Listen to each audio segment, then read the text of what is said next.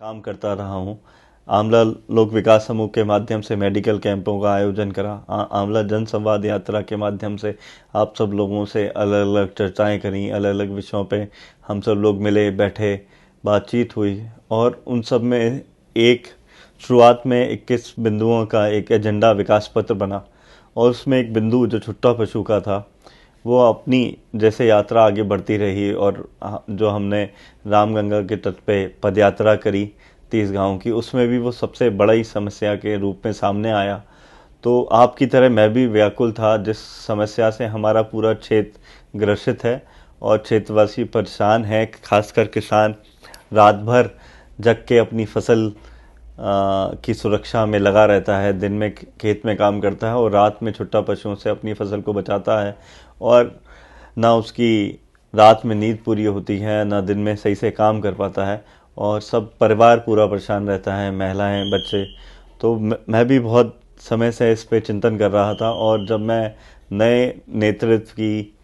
बात कर रहा हूँ, नई सोच की बात कर रहा हूँ और इस समस्या का कुछ हल समझ में नहीं आ रहा था, तो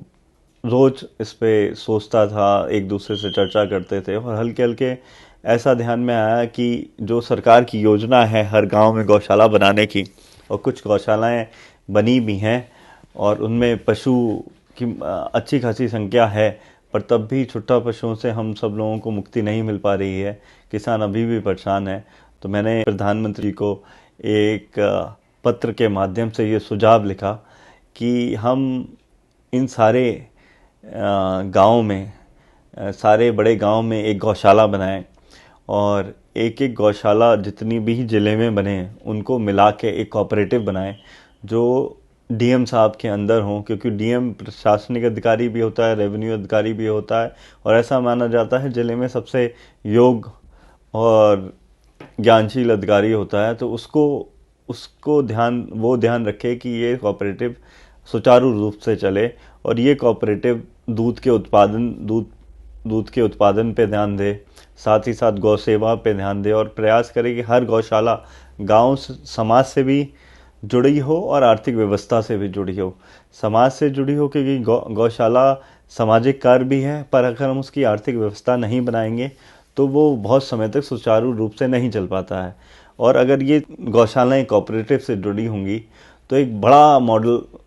लघु उद्योग का भी हमारे क्षेत्र में खड़ा होगा। लगभग एक ज़िले में 1000 से ऊपर गौशालाएं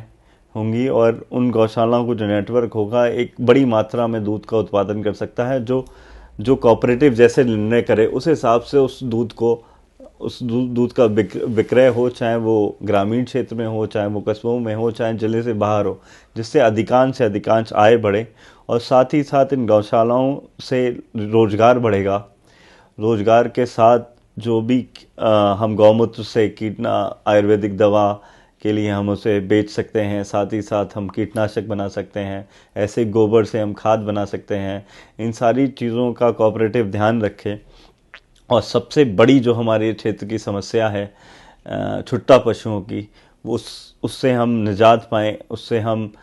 पाएंगे, एक हल मिलेगा। और ऐसा भी हो सकता है क्योंकि आंवला लोकसभा में 2 जिले आते हैं, बदायूं बरेली, अगर इन जिलों में इसका मॉडल या सैंपल के थ्रू इन जिलों में शुरू करी जाए और अगर ये सफल प्रयोग हो तो जहाँ भी ये समस्या है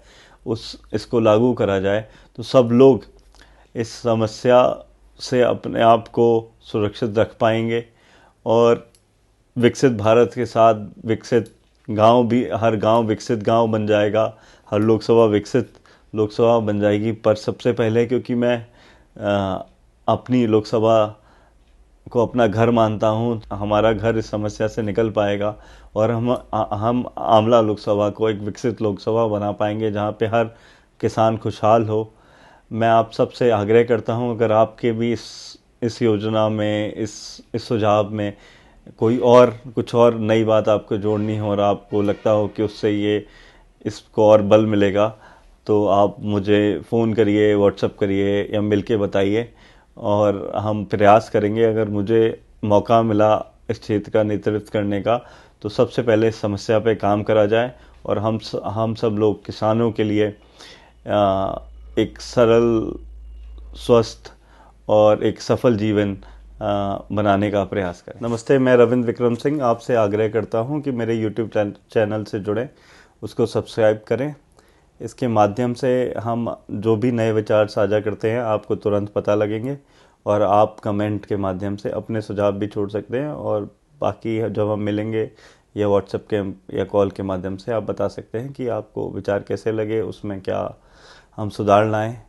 और क्षेत्र के विकास के लिए हम सब लोग कंधे से कंधा मिला के एक साथ काम कर पाएंगे। धन्यवाद। राम राम।